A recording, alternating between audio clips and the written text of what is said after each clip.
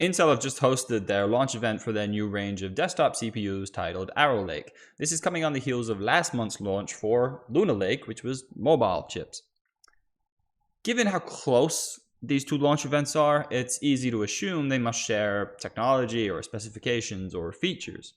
However, this doesn't look to be the case. To illustrate this, let's compare the specifications from Meteor Lake to Lunar Lake to Arrow Lake and see what observations that we can make.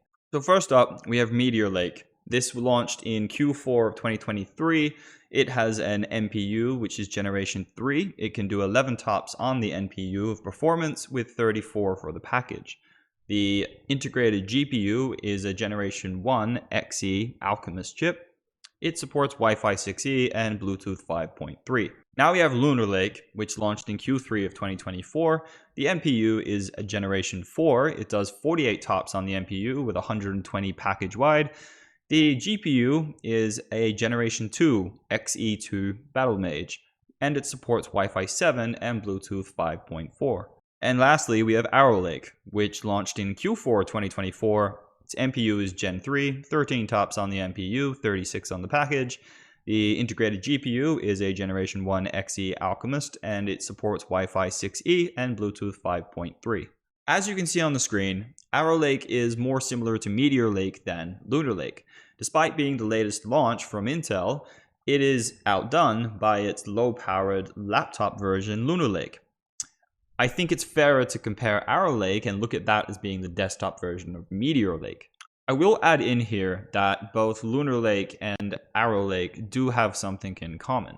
Their P-core architecture is the same. They are both using Lion Cove architecture, which is why neither Arrow Lake nor Lunar Lake have hyperthreading support. So where does this leave Arrow Lake H, the full-powered mobile version of Arrow Lake that Intel teased at the launch event earlier in the week? And the answer is it's a mixed bag. It's going to be using the NPU Gen 3, same as Meteor and Arrow Lake. It's going to be using the same XE Gen 1 Alchemist for the GPU.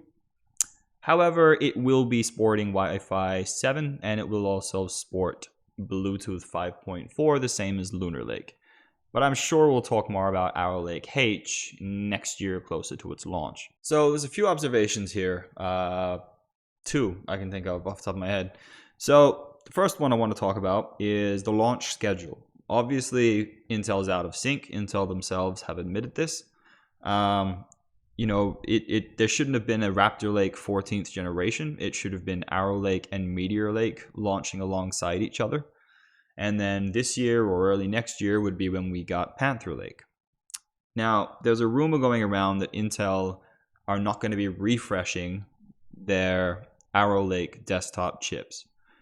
And it's also looking like Panther Lake is going to be both a desktop chip and a mobile chip, which would make sense. They've now got Lunar Lake, they've got Arrow Lake H coming out early next year, and you would have Arrow Lake, so there wouldn't be a need to refresh it. If they're on schedule still and Panther Lake is expected to launch at the end of 2025, that would be the replacement for Arrow Lake, and it would also be the replacement for Lunar Lake. And this whole Lunar Lake being low powered and Arrow Lake H being high powered for the mobile market, and then you've got Arrow Lake for the desktop market, we can go out the window.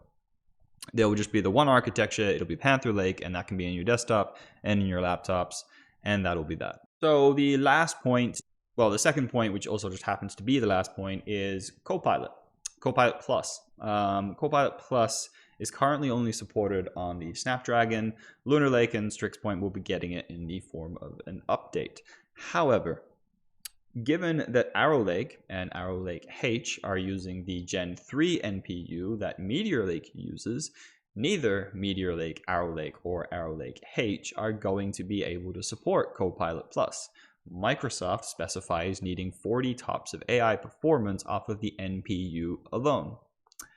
That's not something Arrow Lake can do, as we've already taken a look at the specifications. So if you want Intel and if you want Copilot Plus, you're gonna have to get a thin and light device that has a Lunar Lake chip. So that's it from me. I found this very interesting. I didn't want to just do like another Intel power efficiency video thing that everyone else is doing because they're better at it than I am, and I just thought this was interesting, seeing the differences and understanding where exactly they fit. I've also seen a lot of confusion online around, you know, what does it support and what you're actually getting. So hopefully this clarifies it up. Let me know your thoughts below. I'm active in my comments, and I'm really curious to see what people's opinion is on Arrow Lake, Arrow Lake H, Lunar Lake. You're gonna wait for Panther Lake, you know, like you got a few different options here. So yeah, just tell me where your head's at on Intel at the moment. Thanks for watching as always. Till next time, see ya.